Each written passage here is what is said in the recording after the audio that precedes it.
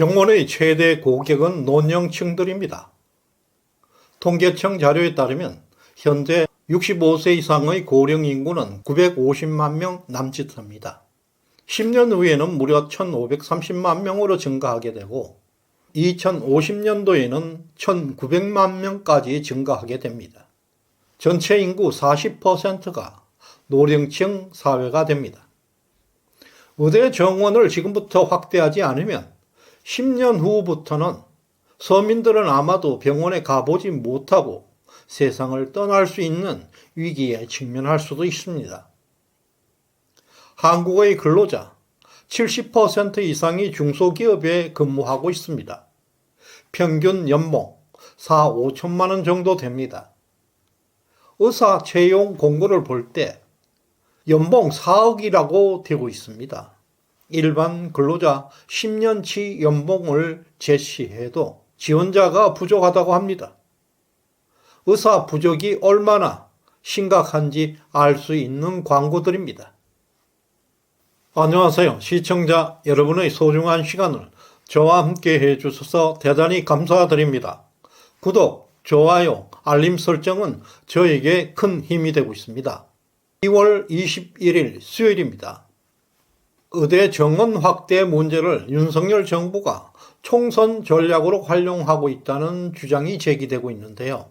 이 논란은 지난 대선 기간 때부터 시작된 것입니다. 윤석열 정부 집권 이후에 지속적으로 추진해온 중대한 이슈입니다. 오히려 총선을 불과 2달 앞두고 의학협회가 집단 행동을 주도하고 있다는 것은 이들의 배후에 누군가 있지 않느냐 의혹이 커지고 있는 실정입니다. 현재 우리나라 의과대학 학생 정원은 총 3,058명에 불과합니다. 2023년 작년 11월 21일 의학신문 메디컬 업저버에 따르면 전국 40개 의과대학은 보건복지부에 증원을 요청하였다고 합니다. 2025년 입학 정원을 최대 2,847명의 학생을 증원해 달라고 요청했다는 사실이 밝혀졌습니다. 또 이들 대학들은 2030년까지는 최대 3,953명의 학생을 증원을 요청하였다고 합니다. 이들을 근거로 해서 보건복지부는 2023년 11월 의대 정원 확대에 대한 수요조사 결과를 발표했습니다. 이들 의과대학은 우리나라 최고 인재를 배출하고 있는 지성의 요람으로 인식되고 있습니다. 그러나 불과 3달 전에 자신들이 요청한 의대 증원 요청에 대해서 지금 깡그리 무시하고 학생들을 동원해서 의대 정원 확대를 반대하는 집단 행동에 투입하고 있습니다. 3달 전에 의대 정원 확대를 해달라고 요청해 놓고서 이제 와서 의대 정원을 하지 말아달라고 데모하고 있습니다. 공동체는 계약을 기반으로 작동하고 있습니다. 사회 계약이 무너지면 공동체는 망가질 수밖에 없습니다. 국가는 반드시 계약이 안전하게 작동될 수 있도록 강력한 공권력을 투입해야 할 것입니다. 이익단체들이 자신들의 이익을 위해서 계약을 함부로 일방적으로 파기하는 행위들은 절대 용납될 수가 없는 것입니다. 특히 최고의 지성이 모인 대학에서 3개월 전에 자신들이 스스로 계획한 것들을 파기하고 선배, 기득권들과 결탁해서 집단 행동에 동참하고 있다는 행위는 정말 개탄스러운 행동들입니다. 자본주의 국가에서 10배 이상의 소득의 격차는 매우 바람직한 현상입니다. 중요한 전제 조건은 공정한 규칙과 합리적인 경쟁이 이루어져야 한다는 것입니다. 그리고 모두에게 균등한 기회가 주어져야 한다는 점입니다. 이러한 조건 하에서만 소득의 격차는 정의로울 수가 있는 것입니다. 그러나 진입장벽을 설정해 놓고 독점을 통해서 고소득을 창출하고 있다면 이것은 사실상 강도질이나 다름없습니다. 이런 불공정한 착취를 바로잡는 것이 정부의 역할 중에 하나입니다. 어제 올린 영상에 달린 댓글을 하나 예를 들겠습니다. 동네 주변에 의원들이 너무 많다. 지금도 동네 의원들이 많은데 여기서 의사들을 더 배출하게 되면 의사들이 남아돌 것이다. 라는 의견이 있었습니다. 동네에 의원들이 많다는 것은 오히려 의원이 부족하다는 말입니다. 예를 들어 동네에 치킨집이 많다는 것은 치킨 시장이 활성화되어 있기 때문에 추가로 치킨 가게가 자유롭게 늘어나게 될 것입니다. 그것을 누구도 방해할 수가 없습니다.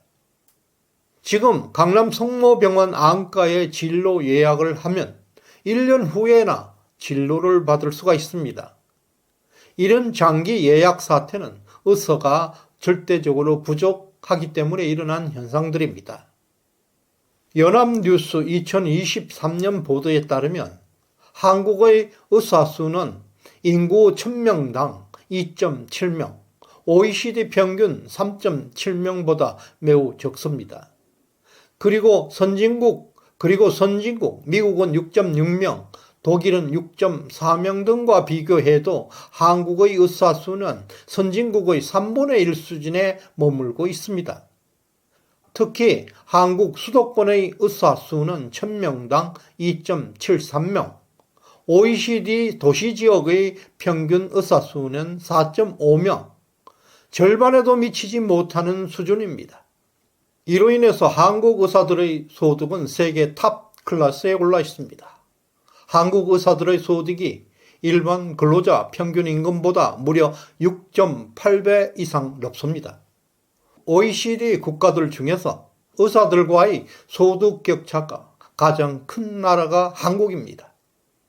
이런 소득 격차는 고스란히 서민들이 부담해야 하는 의료비 상승으로 이어지고 있습니다. 이런 상황에서 의과대학 정원을 늘리자는 제안에 대해서 의사들이 집단 행동으로 반발하고 있는 상황은 세계적으로도 유례를 찾아볼 수가 없는 행동들입니다. 한국에서만 볼 수 있는 행동입니다. 의사들의 주장에 따르면 출산율 감소로 인한 인구 감소로 인해 의대 정원 확대에 반대하고 있다고 주장하고 있습니다. 출산율 감소는 단순히 어린이 인구의 감소를 의미할 뿐 노령자 감소를 의미하지 않습니다. 앞으로 2050년까지 26년 동안 노령 인구는 계속 증가하게 될 것입니다. 당장 2035년에 65세 이상 인구가 1530만 명, 2050년에는 1900만 명으로 증가하게 된다고 합니다. 지금 의대 정원을 확대하더라도 그들이 전공의로 병원에 배치되기까지는 6년이란 세월이 걸립니다.